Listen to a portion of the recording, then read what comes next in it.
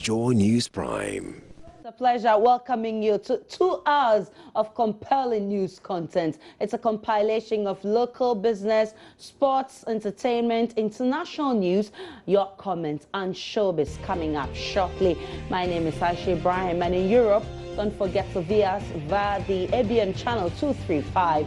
My name is Asare Ibrahim. Coming up this hour, white voter dries up, leaving vegetable farmers at Kulungungu in the Pusigat district of the Upper East region with no choice but to dig the ground in search of water for irrigation. Meanwhile, Parliamentary Select Committee on Water Resources, Works and Housing dissatisfied with activities around Deni River, warning of dire consequences for Ghana Water Company if the situation is not fixed as soon as possible.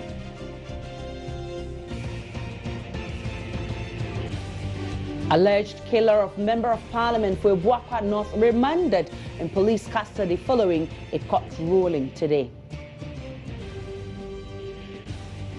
And in business, prices of petroleum products expected to go up between 1 to 5% from today. Also, opposition New Patriotic Party demands full refund of the 3.6 million cedis paid to Smarties for the famous bus rebranding saga. Details of these plus many more coming up within the next 2 hours.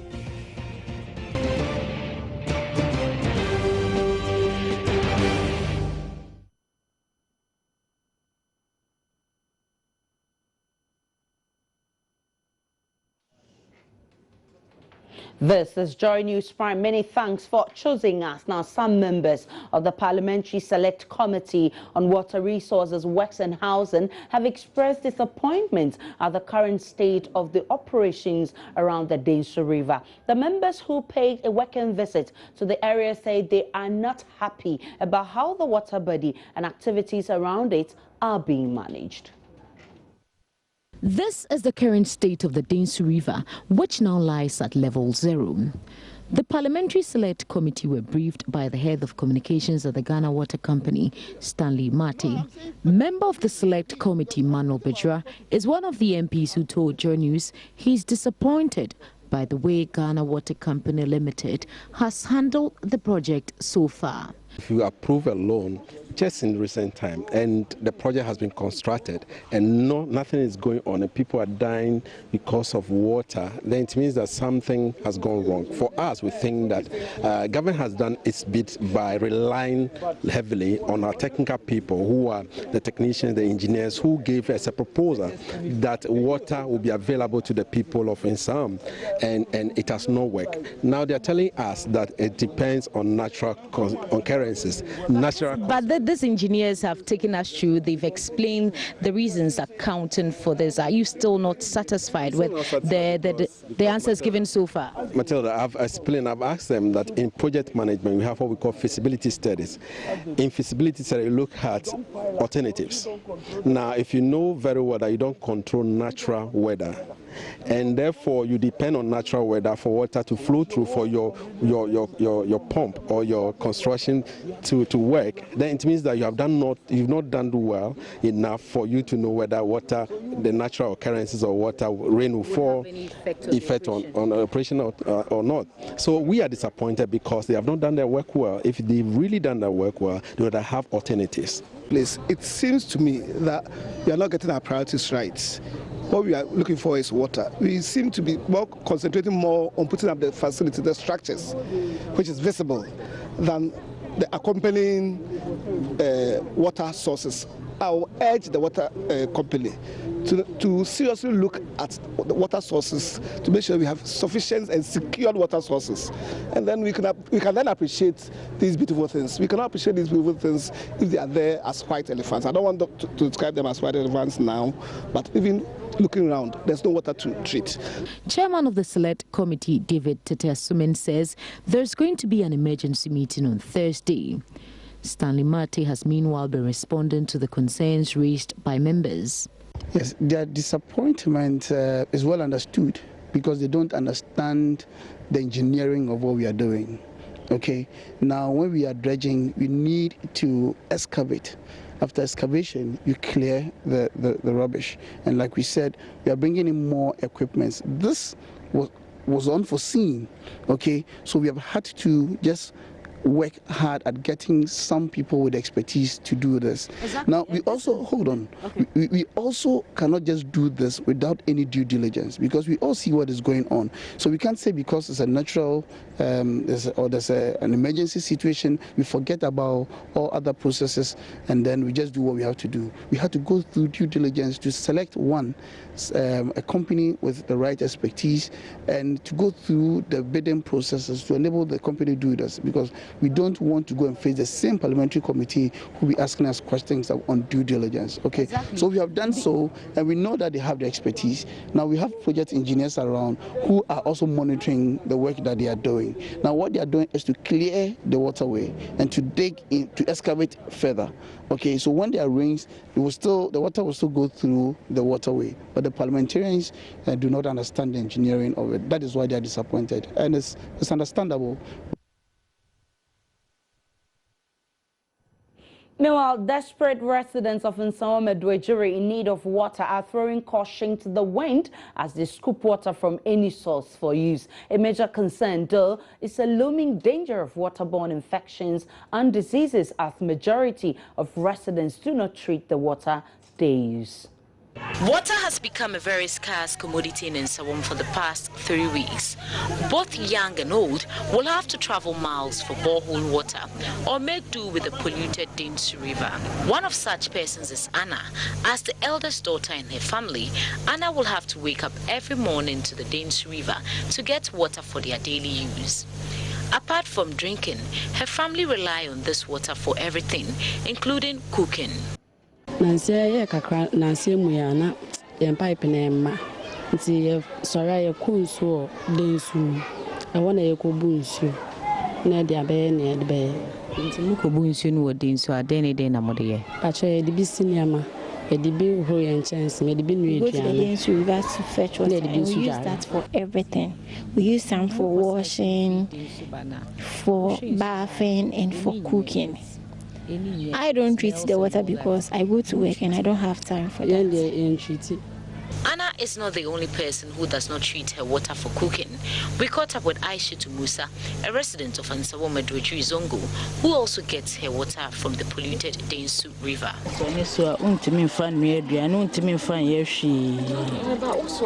Enough because still if you getting be or we need a ebe wonsu no still unhu a ode be yejane some sister and nti yesra ban se obetimi aba betu boho ama water west for nom de aboaye sanse densu no nko ade ntimi mboaye.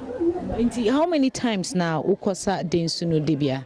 Oh ede yetimi ko be 3 times me baba me ke kire ba ko school. Inti mu sorry time ben sa no makobu nsuo no times na jube 5:30 sanse ube ukokura na obetwa lori kwam kura kan gina ho ma unya kwan twem nti enye debia na yeko we say yeko 3 times a day amene me ban ebi wo ho enumre ye nko biom sanse ho no mu ka ta bonkrofo pa e fa nsuo ho nti. It also needs to say we are to me like Asane and Naminshe the way a moyen clean amawa would ye journey. Oh, but so still still a more if you. This water is from the Deni River. She had to go get it with her son. So due to the high cost of charcoal, she cannot afford to be boiling water each morning to use for her cooking. So for her, she goes through the process of sieving the water with this material, and then she gets her clean water.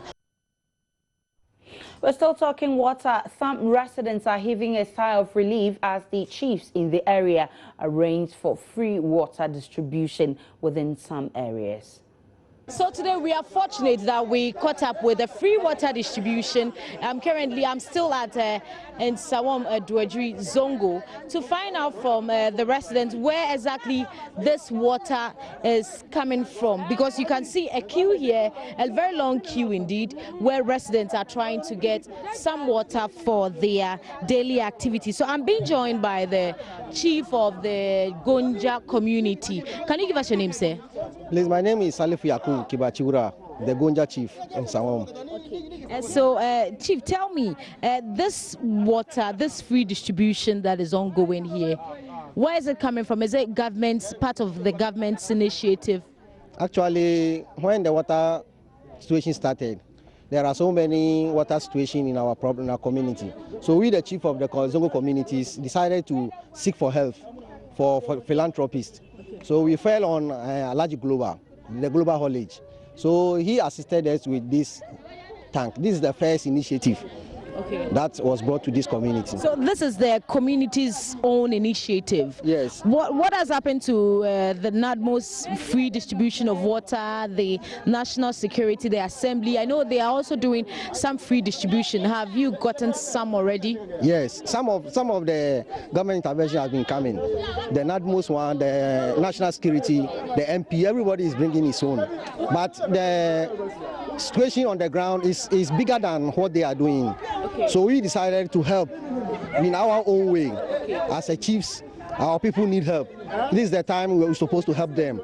Yeah. So how are you going to make sure that this clean water that you are serving to your community, how will it get to the other people who are not within this area? In Zongo here, we have demarcated the places into four areas. Okay. We have 4 electoral areas. Okay. This is a Zabarama line. Okay. We have Kotokoli line. We have Moshi line. And then we have Wangara line. These 4 areas, we decided to give every one area 1 tank. But the tank will be coming 2 days. So when he comes, the next one, we'll be sending it to Wangara line. So we don't, because of the people are many. You see this Zongo community, it's a very dense area. So the people are very many. If we decided to leave everybody to come and fetch water today, some people will even get injured. So we decided to reduce that risk. Yes. Okay. So that's why we decided, with the consultation with the elders and the youths of the community, we decided to bring every tank for a particular electoral area.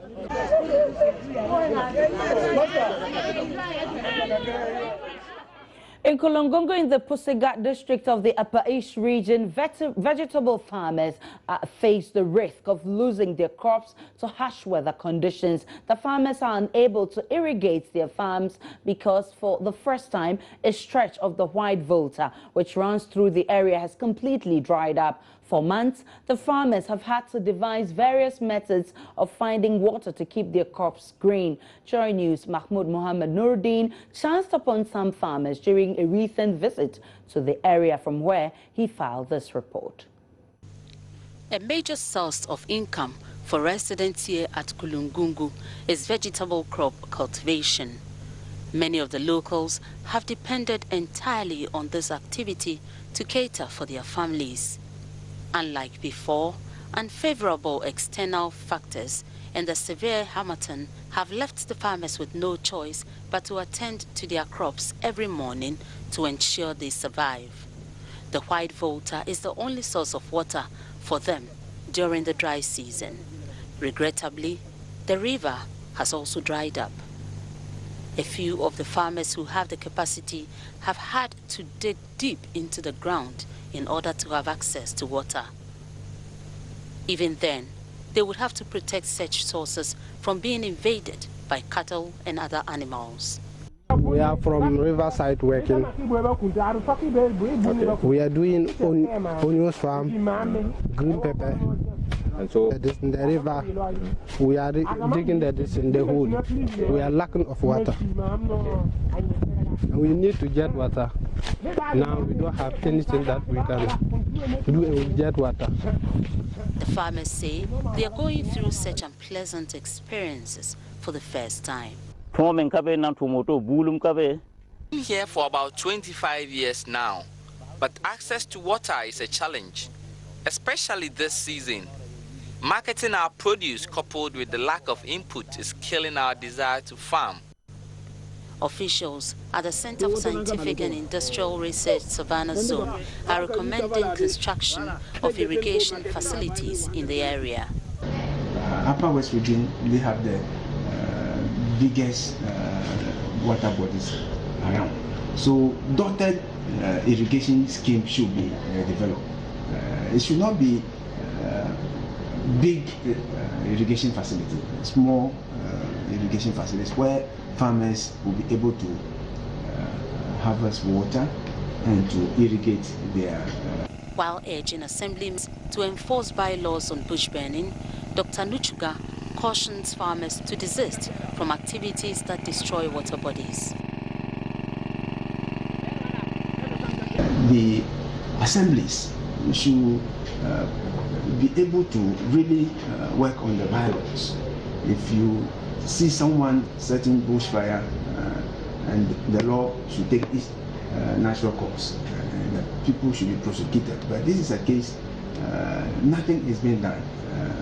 And I feel strongly that if that habit is curbed, then the little moisture that we have in the soil will be conserved.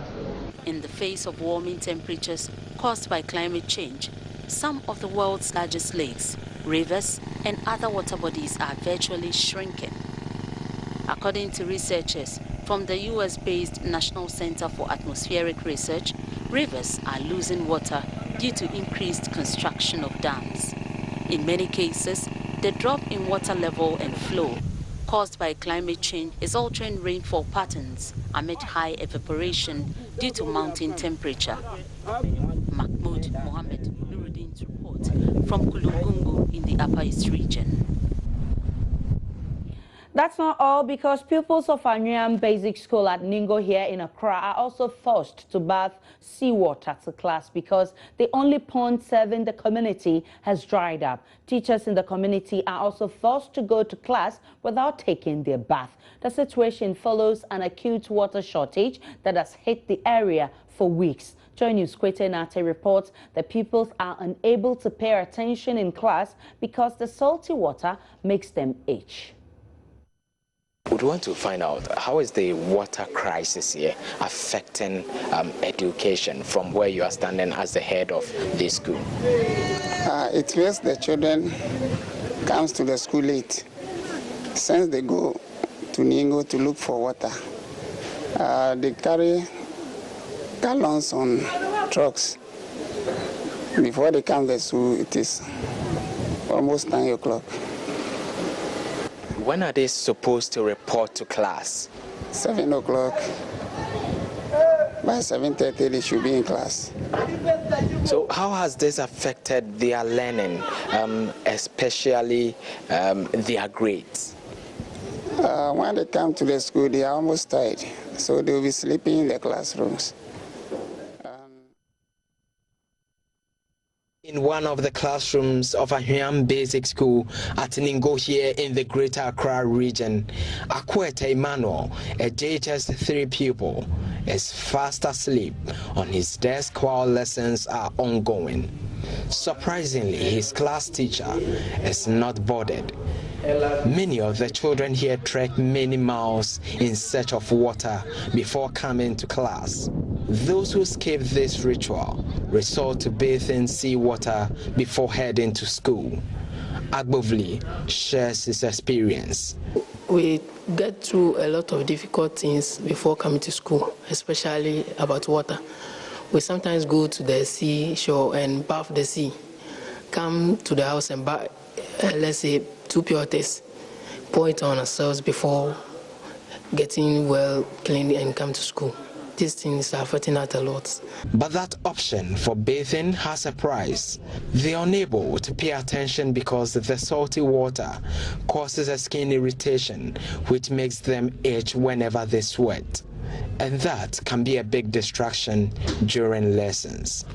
And when we come to the school, because we don't get any proper water to bath, when the teacher is teaching, sometimes we don't feel comfortable in the seat where we are sitting, so it's affecting us a lot. When you say it's affecting you, how does it even affect your learning? Because you say you don't feel comfortable while lessons are ongoing.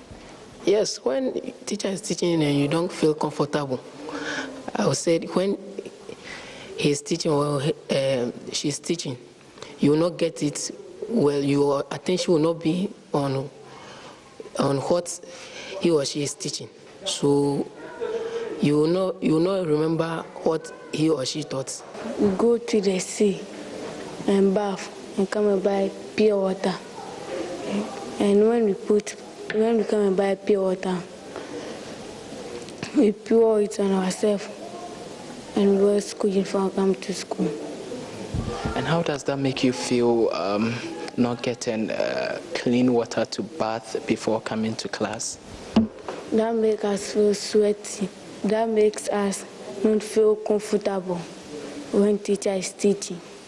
Ahriam has been hit by acute water shortage for weeks. It's rare to see water flowing through the taps here, and even when it does, it only flows at dawn. The only pond serving the community has dried up. Chachu Akroboto is a teacher at Ahriam Basic School. He tells me many teachers come to school without bathing. As a teacher, this water situation makes us come to school either late or at times you will not bath. You only wash your feet and head and arms and come to school. To those of us who are married, our wives will call us that they have bought some water in the house. Then we go during break and go and bath. Then we come back to the school again. So you are saying that many teachers hardly take their bath because of the water crisis that has hit this community? Exactly. About 80% of the teachers normally don't bath in the morning because there's no water around. So we try to come to the school early and do our duties so that when we hear the water has been sent to our houses, then during break we go back and take our bath and quickly come back to school. So give me a sense, how is that feeling like coming to class? You haven't taken your bath, you are teaching under that stress. Give us a sense, how is the feeling like? Really, you feel bad because at times when getting closer to the children, you don't feel comfortable because you know you've no bath, taking your bath. The water crisis is impacting on quality of learning here. Gauno Solomon Tete is headmaster of the school and is unhappy about the situation. It makes the children come to the school late. Since they go to Ningo to look for water, they carry gallons on trucks. Before they come to the school, it is almost 9 o'clock. When are they supposed to report to class? 7 o'clock. By 7:30, they should be in class. We'll take a break on Joy News Prime. We'll be back with more.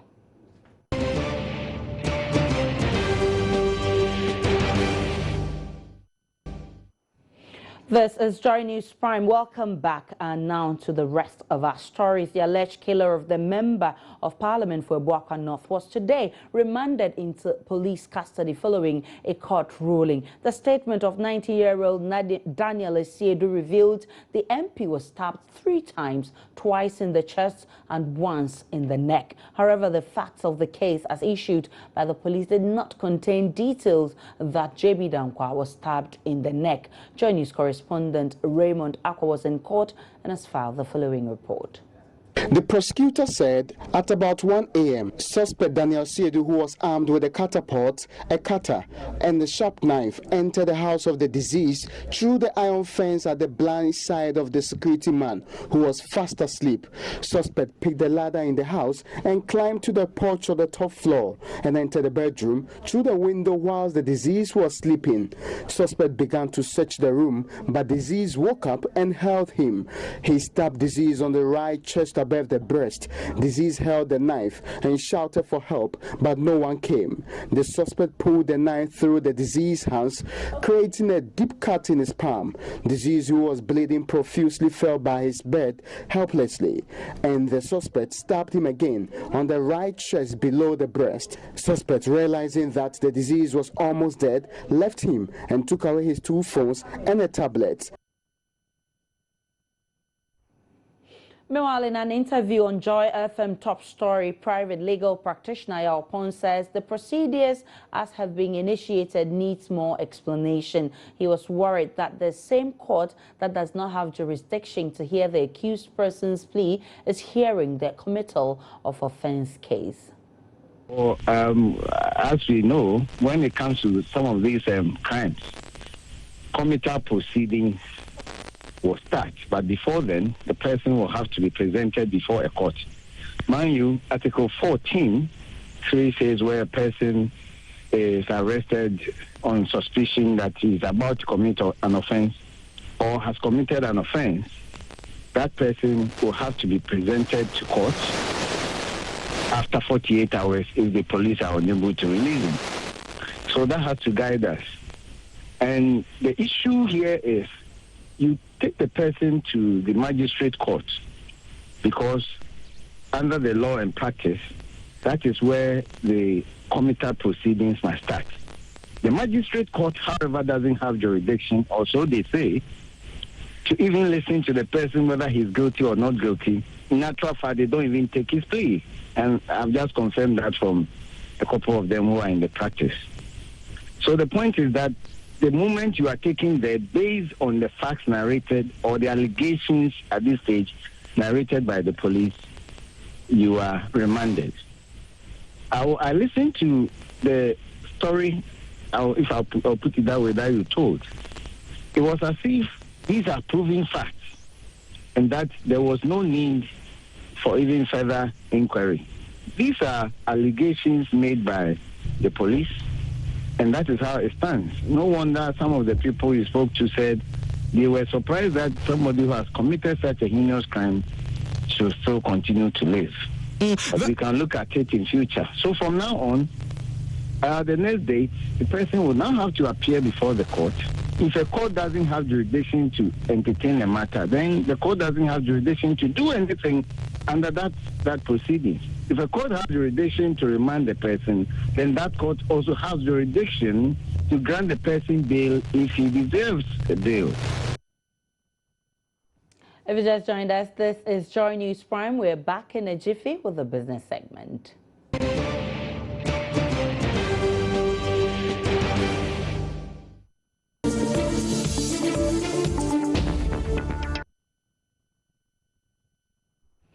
Up next is business, and Emmanuel Abuajiri is here. Emmanuel, what's up for business? Well, we are in another pricing window. You know, every 2 weeks, the oil marketing companies are supposed to fix prices of petrol. So in this review, are we going up or down? Well, already some companies have even started, you know, hiking their prices, you know, already.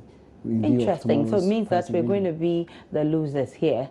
Well, it means if that we you go buy, to the pumps, yes, because the between 1 prices to 5%, will go up again. Exactly, between 1 and 5%, goodness. we hear that this some is bad companies news. have started already. So you better start loading your So pumps let's see how bad the news is. All right, thank you very much. Time for business. Some oil marketing companies have started reviewing their prices at the pumps. This is in line with expected changes in prices of petroleum products every 2 weeks. There's more in this report. The price review forms part of changes done by all the oil marketing companies every 2 weeks as part of the policy to allow them to set their own prices. Already, Shell, one of the biggest players in the oil marketing industry, has adjusted its prices. Petrol has gone down by a little over 1%. This should mean that the gallon will now be going for 15 cedis 7 pesos instead of the initial price of 15 cedis 26 pesos. With this change, a gallon of diesel will now be selling at 14 cedis 35 pesos. Joy Business had today projected that prices should be going up between 1 and 5%. However, because of the deregulation policy, some of the oil marketing companies may adjust their prices in line with the review, while some may also not change their prices. There are currently over 90 oil marketing companies in Ghana.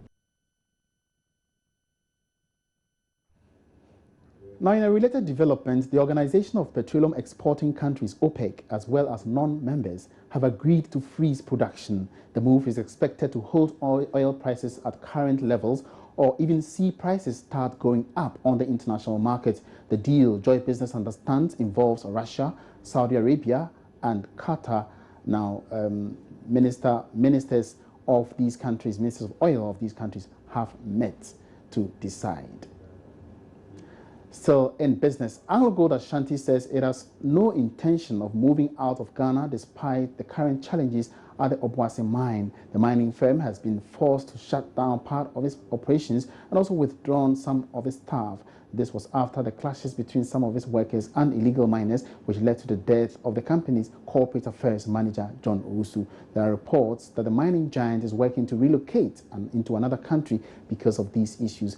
But the group head of communications and investor relations, Stuart Bailey, says there isn't any such plan. As you would have seen from the press releases we put out over the past week, we are concerned at the fact that there has been an incursion of illegal miners onto the site at Obuasi. Clearly we would like to see peace and stability restored to the site as soon as possible. But we are working with government. We have urged government to come to our assistance, and we are working with them in that regard.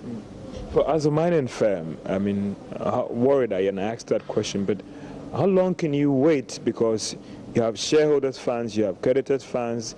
There's so much uncertainty about when the situation will be brought to normalcy. The going at Obuasi has been tough for much of the past 10 years. I think it's well known that the mine has struggled in various market environments. We've stayed the course. We have invested significant capital into Obuasi over the last 10 years. And although we did put the mine on limited operations mode, we ceased underground mining at the end of 2014. We have been working very hard in the interim on a feasibility study that will show the economics of restarting Obuasi as a modern, productive mining operation. It's critical for us that we are allowed to continue with that feasibility study so that if the returns are shown to be economic, that we can return this mine to its iconic status within Ghana. We did a lot of work on that last year. We continue that work this year, and we are hopeful that we can get a good resolution to this, a peaceful resolution to this as soon as possible. Now, some insurance companies are impressing on businesses located in flood-prone areas the need to relocate if their operations are to be insured. This, according to them, follows a warning by their international reinsurance companies not to do business with companies that continue to rent buildings in flood-prone areas. This is coming after the Ghana Insurance Association recently defended its members that refused to offer insurance cover to traders in major informal markets, citing these areas as high risk. According to Enterprise Insurance, similar concerns are coming up against businesses located at flood-prone areas. The company, for instance, last year paid almost 60 million cedis in claims to clients affected by the June 3 floods. The head of business development, communication and sales, Phyllis Wood Batley, spoke to Joy Business after the company paid a working visit to some of its clients affected by the floods. It was a huge hit, we have to admit. As I've said already, the claims we've paid referring to the 3rd June floods, it's about 60 million Ghana cedis. That is a lot of money. So it's tested our strength. But because of the reinsurance arrangements that we have in place, I'm very happy to say that, we fared very, very well. Some of the companies Enterprise Insurance visited included Worldwide Health, Muhinani Group, and Far East. Some of these representatives spoke with Joy Business. Insurance is something, when nothing happens, it is seen as a sunk cost. But if something happens, it's only the right insurance that can keep the business floating. We sit here comfortably talking because we had the right insurance coverage, which could help us to get back to business. Now, still in business, Social enterprises have contributed to the development of countries around the world. In Ghana, however, many social entrepreneurs remain small as the sector is not well organized. To address this, social entrepreneurs across the country have come together to form a network, Social Entrepreneurs Ghana, who will be working to address issues of inadequate funding, training, research and policy support. Amalati is convener of the network, and she has been telling Joy Business the economic benefits to the country. Many social services are not provided at a quality or scale that people want. At the same time, people feel uncomfortable having a private company that's driven solely by profits to take over sectors that are sensitive. Social enterprise is a middle ground where you have a business that is driven by social goals that says that I have these social goals, I will hold myself accountable, I will report not just on my bottom line, but also on how I make progress on these social goals. And I believe that this is one of the key elements that is going to bring success and development to Ghana. So in the next couple of months, we're going to see the 4 action groups that form the organization on research, policy, funding, at work. They are already working. We're going to be launching an SE fund. We're going to be working with the government on the SE policy, and you're going to see initiatives on research. We want to act. We want to see results. We want to be efficient. Now, the United Kingdom's Shadow Minister for International Development, Diane Abbott, says women would do better in business if funds from international donor agencies were distributed equitably. According to her, lack of access to funding is a major challenge facing women doing business. Madam Abbott, who is on a week-long working visit to Ghana, spoke to Joy Business after a meeting with the Africa Women's Development Fund to discuss issues affecting women's empowerment in Ghana. I'm here to find out what is happening to UK aid monies, because there's no doubt we do give aid and development help to Ghana. So I'm here to talk to women's groups to find out what are their issues with funding and how much of that money is reaching them. There are 2 things, I think, when we're talking about women's economic empowerment. One is access to finance, including microfinance, but the other is targeted aid. It's my view that possibly too much aid money goes to international consultants and not enough to local groups working on the ground. I think that we need to have a test of UK development and aid projects, which is, are they reaching women? Are they encouraging women's economic empowerment? So there's 2 things, finance and targeted development aid. Well, so that's it for Business News tonight. Thank you very much for your company. More news coming up. Don't go away. My name is Emmanuel Abuajiwiafi. Good evening.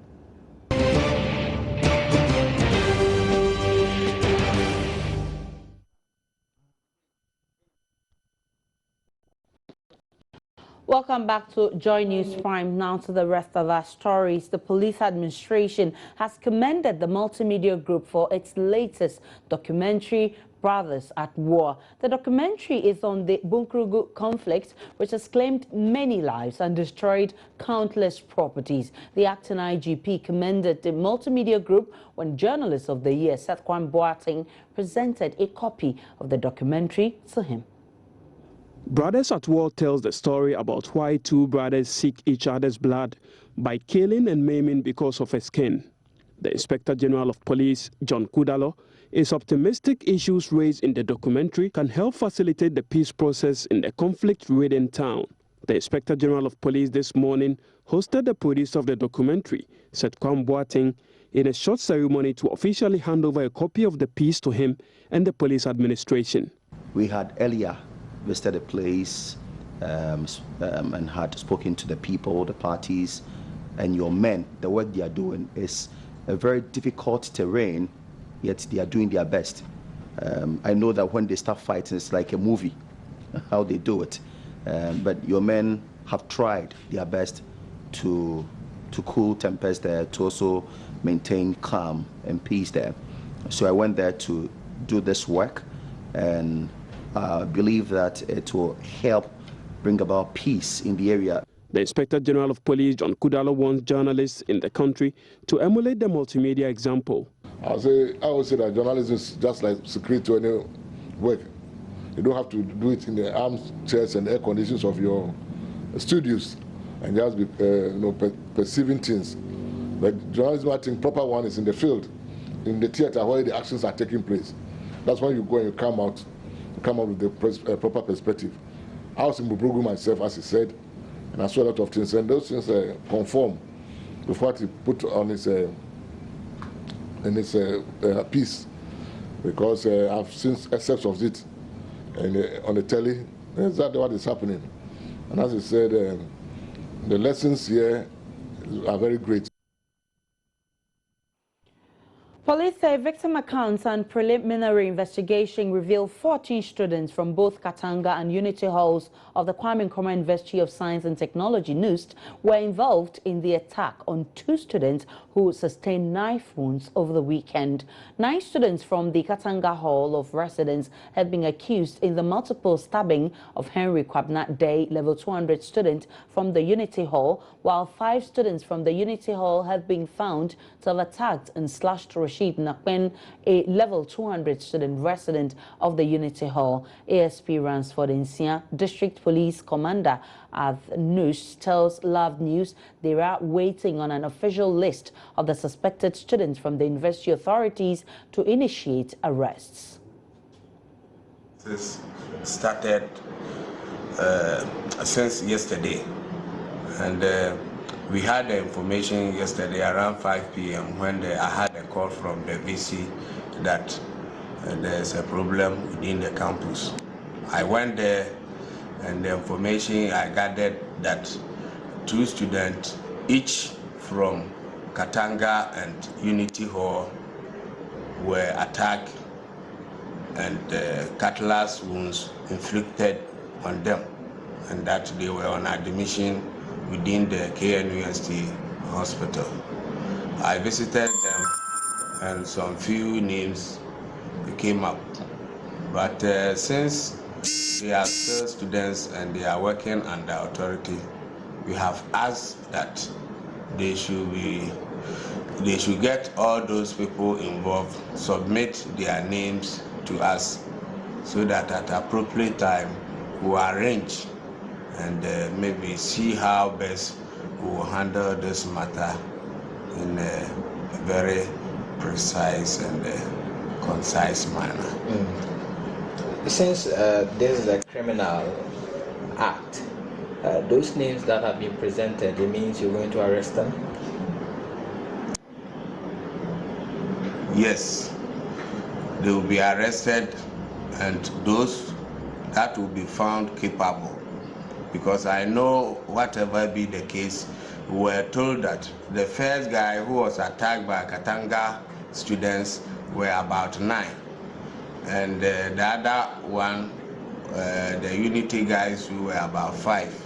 We'll be doing identification parade when the names are brought.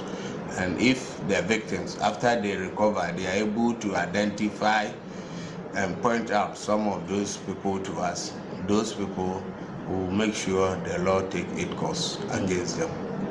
So currently, if I understand you well, because of the university as an autonomous body, you are relying on them to submit these people to the police. Yeah, that is so. Because you know, they are students, they were brought here by their parents, and now the university authority is responsible for them. And we have to at least handle them in such a manner so that it will not create any problem between the school or the university and the police. Meanwhile, school authorities say they will collaborate with police to bring sanity to the school. From our security head, 2 students were attacked on 2 different occasions. The first one happened when a student affiliated to Unity Hall, we are told, went to the area around Great Hall, which is very close to University Hall. And according to him, he was attacked by students from the University Hall. He had a stab at his back, and he was rescued by some friends and taken to the hospital. Currently, he's receiving treatment and he's very stable. At least he managed to identify those who attacked him, some of them, and so the security is handling the case. The second incident happened when another student from the SRC hostel, we were told, was attacked around Unity Hall, and he had a slash in his palm, and he's also receiving treatment. So far, this is what we know. The two students are in the hospital, and they are all very stable. Do we know their attackers? Yes. I believe the attackers are known because in the first instance, the gentleman could identify some of those who attacked him. And so the names are with the security. We're still doing education. A new program is seeking to bring over 5,000 school dropouts in the Upper East region back into the classroom. The region, one of Ghana's poorest, has one of the highest number of children of school-going age who are out of school, but the program by Rights Campaign Group Africans and the Ministry of Education is hoping to change the situation. My colleague Justice Beidu has been to Bongo to see how the initiative works and has filed this report.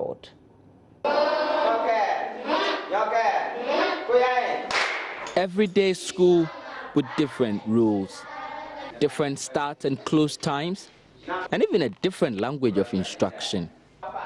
These are people studying under the Comprehensive Basic Education Program, a new project seeking to bring young people left behind by the mainstream school back into the classroom. Through these CBE classes, children who are out of school will access afternoon classes. And these are classes that they are going to be taught in the local language, that's the mother tongue. So for the communities that Africans is working with, we are using the Grune dialect, which is the mother tongue of this place. So these children will go through this program for 9 months. After the 9 months, they will be transitioned into the formal school, after which they will have been mainstreamed to the formal system to continue with education. More than 20,000 children of school-going age are out of school in this region alone. And these are the children who would usually be forced into early marriages or even be sent down to bigger Ghanaian cities for such hazardous jobs as Kayaye. And this is one of the many reasons why Ghana is still struggling to keep children in school, even though enrollment figures are constantly high. This is Abigail. She's 14 years and lives in Bongo Fio. She fell out of school 5 years ago. Abigail had been taken from her village in Bongo on the promise of being taken to school in Tamale in northern Ghana. That did not happen. And like many young girls forcibly taken from their homes in this part of the country, she was brought back to Bongo, faced with a bleak future. I was in class 2 before I stopped schooling. I was sent to babysit my elder sister's baby. It would not have been easy for me to start from where I left off, so I decided to join the afternoon school. I used to babysit the woman's baby and wash clothes while the woman's children went to school. Abigail's story runs through that of many children in this class today. But now, they are rewriting that narrative of deferred dreams with lessons in their local Gorone language. When I joined the afternoon school at first, I could not read. Now I can read a little and understand a bit of English. I know one day I will be someone. Some of my elder sisters have become teachers and nurses. I hope to be like them someday. The first batch, it's simple for them when they enroll in the regular school. A lot of them can able to read and then write very well, even better than those who are just enrolled straight to normal school. So it really helped them a lot. Myself, I don't even know that I can also teach some people and they will also get knowledge and skills.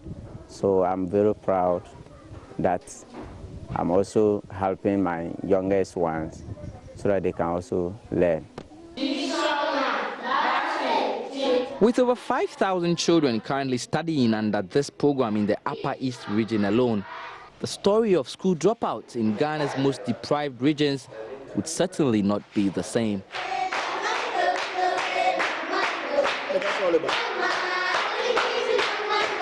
Justice Beidou, Joy News, Bongo.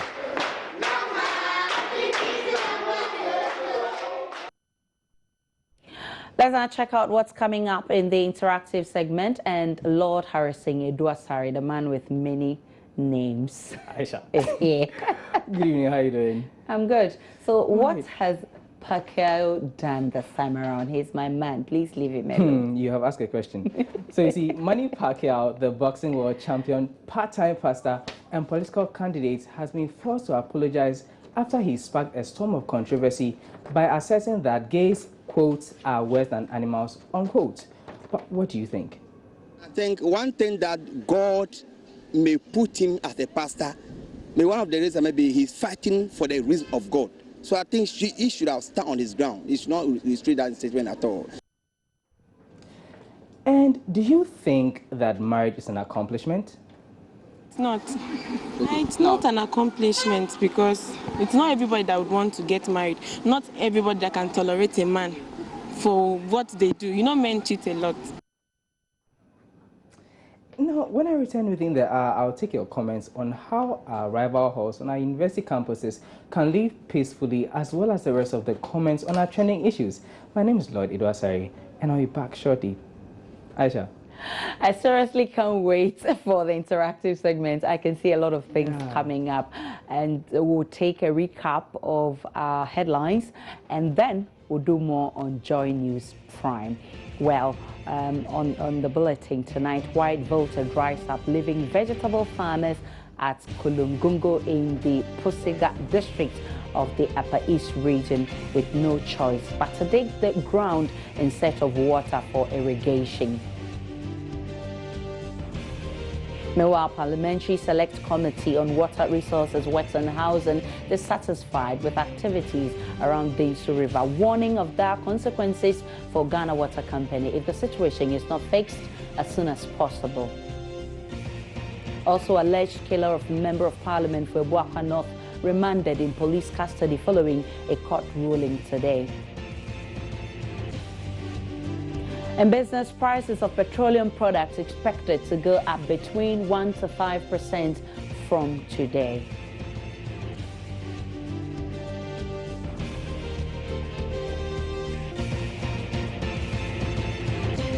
Let's do more on Joy News Prime, and we start with politics. Party activities in the Ayawaso Central constituency have been halted as agitated supporters of the ruling NDC demonstrate against what they call dubious scheme by regional chairman of the party. According to the party supporters, Chairman Adekoka is scheming to favor one of 3 aspirants vying for the Sub-Metro chairmanship slot.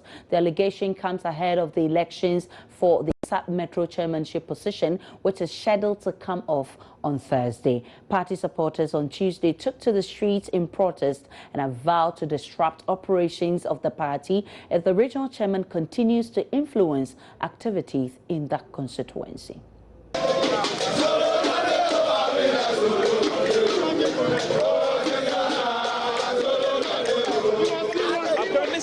In front of the NDC party office in the Ayawaso Central constituency, where party supporters just broke in without permission from the party executives. Their concern has to do with claims that the regional chair of the party, that is Adekoka, is trying to meddle in the affairs of the party in this constituency to favor one of the parties going into the sub-metroship chair context, which comes off on Thursday. The protesters hit the street around midday Tuesday to register their displeasure with the activities of the regional chairman.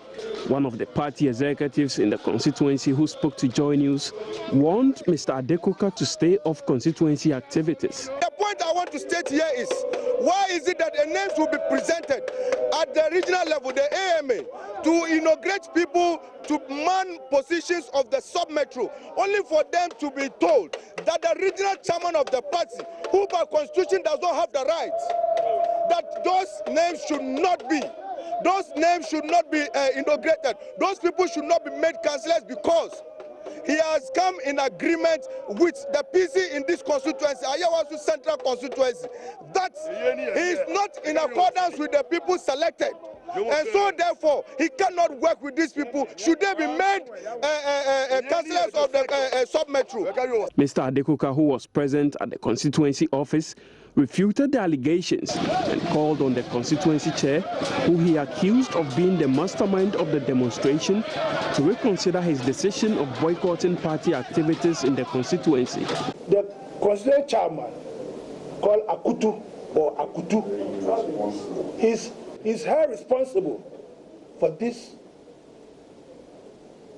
dastardly act. You understand? That chairman is becoming an unbecoming, it's a very disrespectful, right?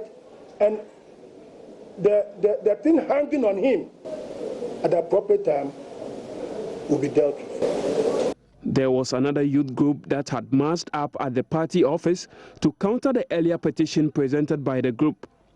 For now, no amicable solution has been arrived at, and until the sub-metro chairmanship activities are over, the party at a higher level may have to intervene and restore peace.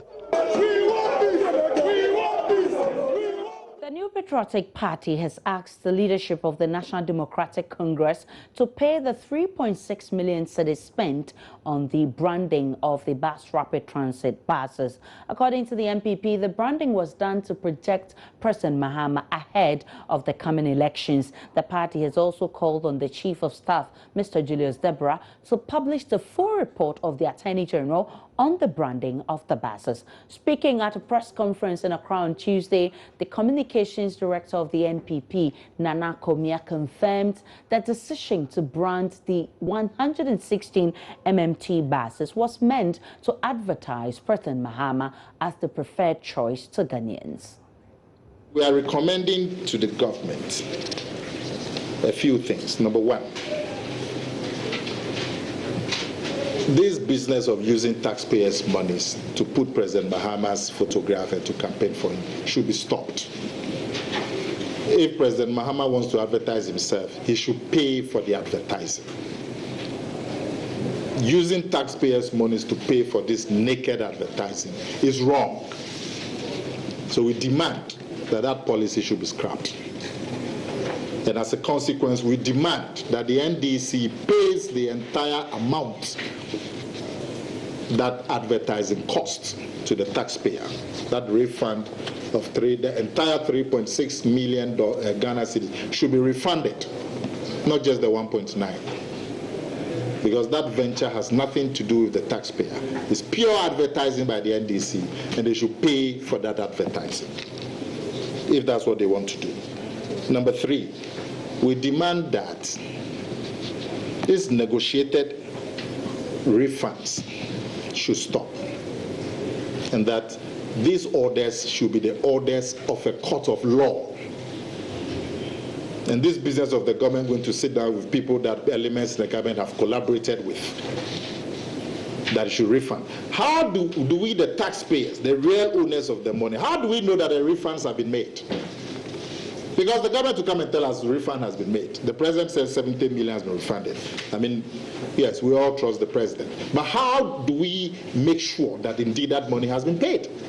Because that monies were paid out through collusion in the first place, with elements of the government as parties. So if you are a party to that collusion, come and tell us the money has been paid. How do we, the taxpayer, know? So we are asking that this kind of arrangement between government and the people that it has colluded with should be stopped, and proper prosecution should take place, so that if there are any orders, there should be the orders of a court of law.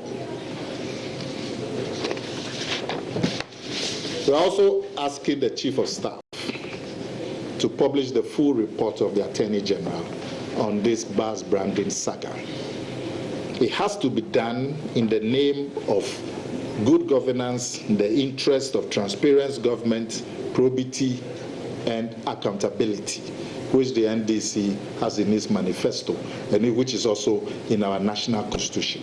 We demand that the Chief of Staff publishes the full report of the Attorney General on this bus branding saga. The All People's Congress, APC, is refusing allegations from some sections that it is being sponsored by the ruling National Democratic Congress, NDC. During its provisional certificate at a news conference Tuesday morning, founder of APC, Hassan Ayariga, says he's ready to save the ordinary Ghanaian from what he calls the intense hardship in the country. He's also calling on the Electoral Commission to fast-track the process of providing the APC with their final certificate.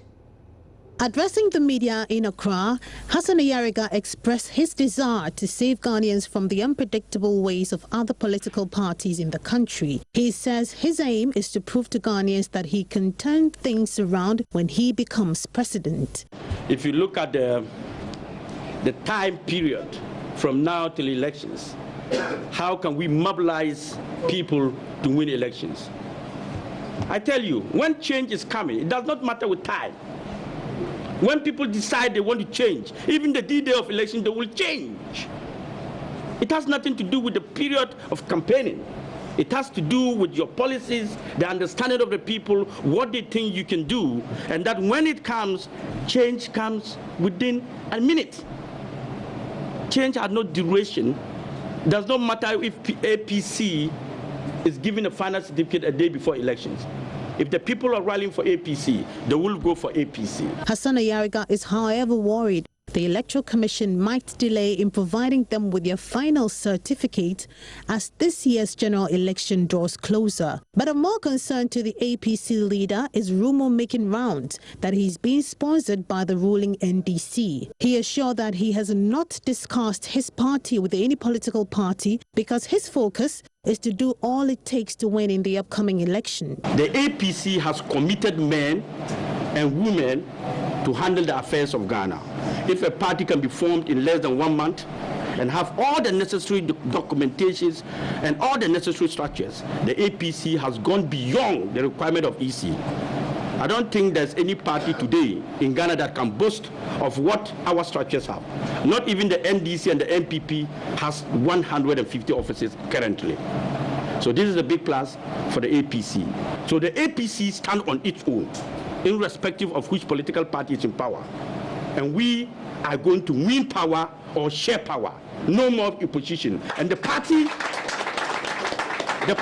is not formed to be in opposition. No.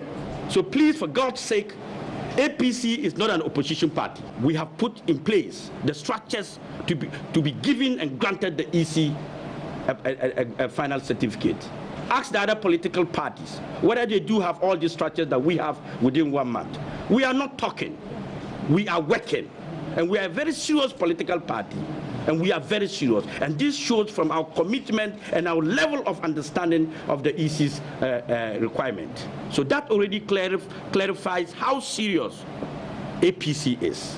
Mr. Ayariga defected and formed the APC after losing the PNC's flag bearership contest to Dr. Edward Mahama in claiming that the party had treated him unfairly. Up next on Joy News Prime is the showbiz segment.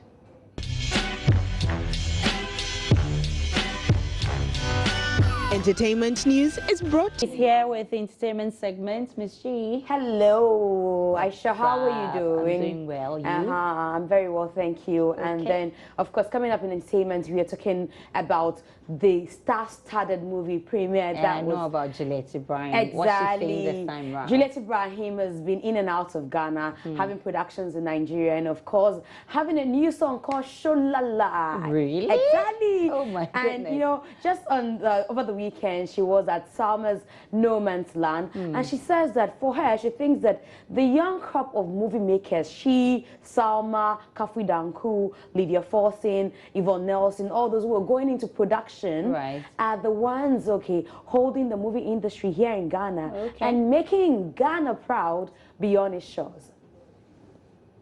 Makers today are the ones putting Ghana movie industry on the map out there. When I go to Nollywood, if I travel outside, people get to hear about Ghana movie industry just because, oh, they hear that I'm a celebrity from Ghana. So with these movies, we can also sell our country positively to the world. People need to understand that it's not all about us being, all glamorous and everything, but we can use our movies as a platform or a form of tourism for the country in every way possible, If I were your real child, would you disrespect me? Don't be smart, because I'm smarter. I see. Exactly. So that's Juliet Ibrahim speaking for herself and her colleagues as well. And I don't know if you know that Juliet Ibrahim's younger sister, Sonia Ibrahim. I've heard about her, but I haven't seen her in any movie yet. So she had the first appearance in Juliet Ibrahim's movie, Shattered Romance. And she's been telling Becky that, look, it's been so good for her. And she also revealed that No Man's Land, she was actually given a script for that movie. But because they had to go and premiere Shattered Romance in Nigeria, she wasn't able to feature in that movie. But so far, so good for Sonia Ibrahim. Actually, I was supposed to play the role that Nikki Samona's played, but we're actually premiering our movie Shattered Romance in Nigeria the same time she was shooting, so I couldn't do it, unfortunately. So I read the script and I fell in love with it because it's something new. For me, I like to be part of different things. How is your movie life doing for you? Well, it's been good. It's been good, and I mean, I've got a lot of good feedbacks because it was going to be bad if at first people didn't really like it and they were like, oh, this, but a lot of people have been, encouraging me, like, oh, you're doing really good, and so yeah, it's great fun. All right, so that's kid sister of Juliet Ibrahim. I'm sure she's enjoying the mercies of her sister. Exactly. A lot of people say she doesn't look anything like Juliet Ibrahim. To me, she looks like Nadia. She looks like Nadia too. She looks like Nikki Samuna to some other people as well. But still on No Man's Land, Sally Fiao was there, and she says that, she is going to come up with her production soon. And she says Salma's movie was a success because the media was involved. Okay. We all saw her promotion, intense one, all over social media, on every platform, yielded the results. So, yeah, I'm happy. I'm happy with what I'm seeing tonight. I'm looking to produce my own movie. I actually have a crazy idea of producing a movie that I'm not even starring in. And I look forward to doing it this year. All right, so that's our own Sally. Yeah, our own Sally of Joy Prime. When she comes up with her production. Sally, I just need a script, Aisha and I could play a role. Yeah, we could play sisters, You call us black and white sisters. Really? Yes. I'll beat you. No. I'll eat your food. That's the most important one. Okay. So the Grammys came off yesterday, and unfortunately for us in Ghana, we were hoping and rooting hard that our own Rocky Daoni picks up an award, but unfortunately he didn't pick the award. It went to Morgan Heritage, but that's okay. But still at the Grammys, there was drama. Now, I want to take you to something that happened in 2009 between Taylor Swift and Kanye West. All right. Best female video goes to Taylor Swift. I always dreamed about what it would be like to maybe win one of these someday, but I never actually thought it would happen. I sing country music, so thank you so much for giving me a chance to win a VMA award. Yo, Taylor, I'm really happy for you. I'm gonna let you finish. But Beyonce had one of the best videos of all time.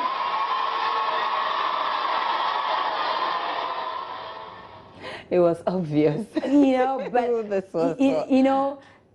in 2016, a lot of people say it's payback time for Kanye as Taylor Swift picks the album of the year again. This is her speech, which a lot of people have interpreted to be for Kanye West. There are going to be people along the way who will try to undercut your success or take credit for your accomplishments or your fame.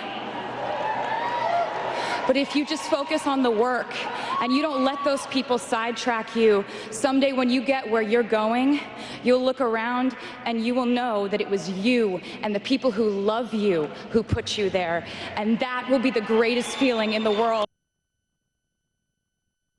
Yes, very touching. Very touching. A lot of people have read meanings into it. They say it was a speech that was, referring to what happened in 2009 when Kanye decided to make her feel, was mean to her. Yeah. Now, Kanye didn't show up at the awards. Rihanna didn't show up. Rihanna had a problem with her vocal cords, so couldn't show up. Nobody knows why Kanye didn't show up. But also rooting Africa at the awards was our own Angelique Kidjo. She picked up an award. I haven't seen her in ages. She went there in a character and sang in Ever. And here's Angelique Kidjo. Wow.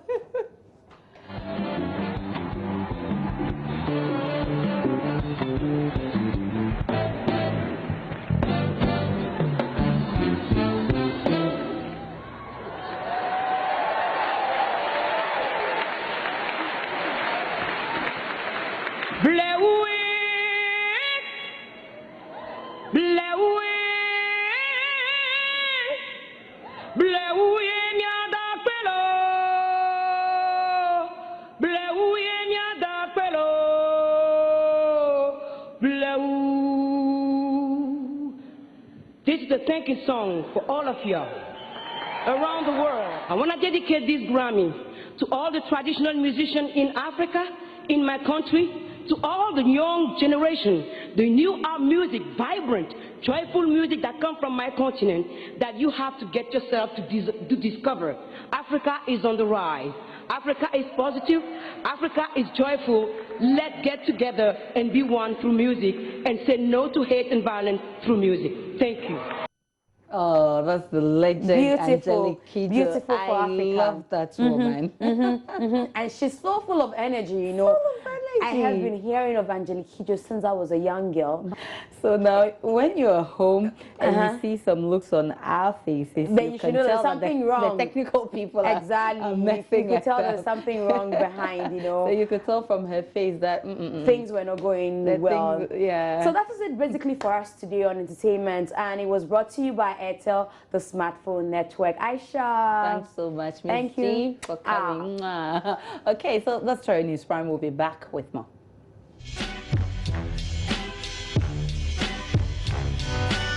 Entertainment news was brought to you by